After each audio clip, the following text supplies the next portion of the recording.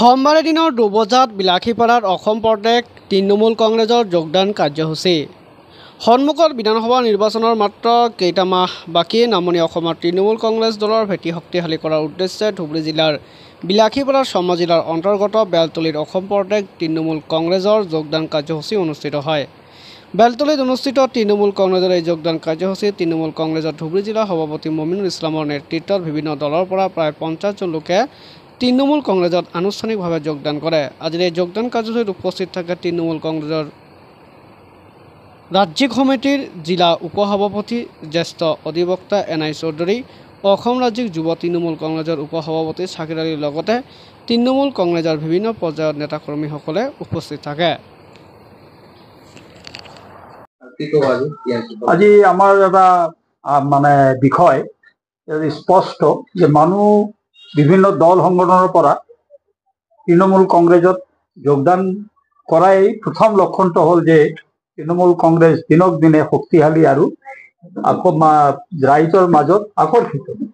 আমি আশা কৰোঁ অহা 26ৰ যিটো নিৰ্বাচন হ'ব, এই নিৰ্বাচনত আমাৰ দল কমপক্ষেও বিভিন্ন সংগত মানে কনষ্টিটুৱেঞ্চিত আমি বলিষ্ঠভাৱে প্ৰতিদ্বন্দ্বিতা কৰিব পাৰিম, এইখিনি আমাৰ আশা আছে। আৰু তাৰেই আমি গোটেই গাঁও ভূঞে আৰু বিভিন্ন এৰিয়াত আমি ইয়াৰ পৰা যাত্ৰা আৰম্ভ কৰিছোঁ আৰু অহা দিনতে আমাৰ যাত্ৰা একেবাৰে নিৰ্বাচনৰ আগলৈকে চলিয়ে থাকিব।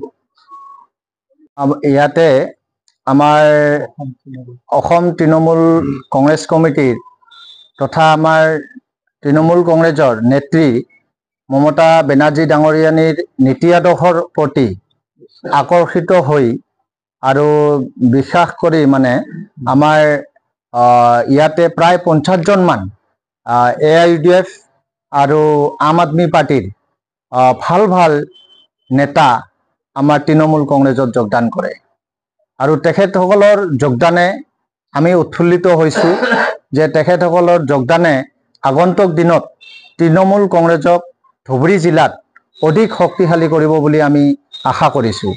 আৰু লগতে আমি সাংগঠনিক দিশত আমি আলোচনা কৰিছোঁ, কাৰণ আপোনালোকে সকলোৱে জানে যে 26ৰ বিধানসভা নিৰ্বাচন সমাগত আৰু এই বিধানসভা নিৰ্বাচনত বিশেষকৈ এটা মুদ্ৰাৰে দুটা পিঠি, যেনে আপোনাৰ কংগ্ৰেছ আৰু বিজেপি, এই দল দুটাই বিভিন্ন সময়ত এটা সময়ত কংগ্ৰেছে ৰাইজক বিভিন্ন ধৰণে ঠগি লাঞ্ছিত বঞ্চিত কৰি শাসন কৰিছিল আৰু এতিয়া বিজেপিয়ে বিভিন্ন ধৰণে যি আপোনাৰ হিন্দু মুছলিম মন্দিৰ মছজিদ, গৰুৰ মাংস গাহৰিৰ মাংস আৰু বিভিন্ন ধৰণে মানে কিছুমান সাম্প্ৰদায়িক মানে কথা বতৰাৰে সমাজখনক উচতনিমূলক বক্তব্যৰে সমাজখনক বিভ্ৰান্তিৰ এটা পৰিস্থিতি সৃষ্টি কৰি হিন্দু মুছলিমৰ মাজত এক গোষ্ঠীগত সংঘৰ্ষ সৃষ্টি কৰাৰ কাৰণে চেষ্টা কৰি আছে। আমি তৃণমূল কংগ্ৰেছে বিচাৰিছোঁ যে অসমত কেতিয়াও কোনো ধৰণৰ গোষ্ঠীগত সংঘৰ্ষ হ'ব নালাগে। ইয়াতে হিন্দু মুছলিম জৈন খ্ৰীষ্টান সকলো মানুহ মিলা প্ৰীতিৰে ইয়াত শান্তিপূৰ্ণভাৱে বসবাস কৰিব লাগে। গতিকে আজি আমি এই সভাৰ জৰিয়তে আমি বিশেষকৈ বিজেপি চৰকাৰক আমি সকীয়াই দিব বিচাৰিছোঁ যে বিজেপি চৰকাৰে সৰ্বসাধাৰণ ৰাইজৰ মাজত বিভ্ৰান্তিকৰ তথা উচতনিমূলক বক্তব্য নিদিব। আৰু আমি দেখিছোঁ যে বিজেপি চৰকাৰে বিভিন্ন ঠাইত বিভিন্ন ধৰণে ভাৰতীয় নাগৰিকখিনিক উচ্ছেদ কৰি বিভিন্ন ধৰণে হাৰাশাস্তি কৰি আছে। এই হাৰাশাস্তি কৰি আছে, এই উচ্ছেদক আমি গৰিহণা জনাইছোঁ, কাৰণ চৰকাৰৰ ফাৰ্ষ্ট ডিউটি হৈছে যে কোনোবা মানুহ উচ্ছেদ কৰিবলৈ গ'লে সেই মানুহজনক পুনৰ সংস্থাপনৰ ব্যৱস্থা কৰিব লাগে। কিন্তু আমি দেখিছোঁ যে বিজেপি চৰকাৰখনে বাছি এটা সম্প্ৰদায়ক উচ্ছেদ কৰি আছে আৰু তেখেতসকলক পুনৰ সংস্থাপনৰ কোনো ব্যৱস্থা কৰা নাই। গতিকে আমি বিজেপিক ক'ব বিচাৰিছোঁ, হিমন্ত বিশ্ব শৰ্মা ডাঙৰীয়াক ক'ব বিচাৰিছোঁ, তেখেতে এই সাম্প্ৰদায়িক ৰাজনীতি বন্ধ কৰক আৰু অনাগত দিনত অসমত হিন্দু মুছলিম সবাকে মিলা প্ৰীতিৰে চলাৰ কাৰণে আপুনি এটা পৰিৱেশ দিয়ক, আমি এইটো আহ্বান জনাইছোঁ।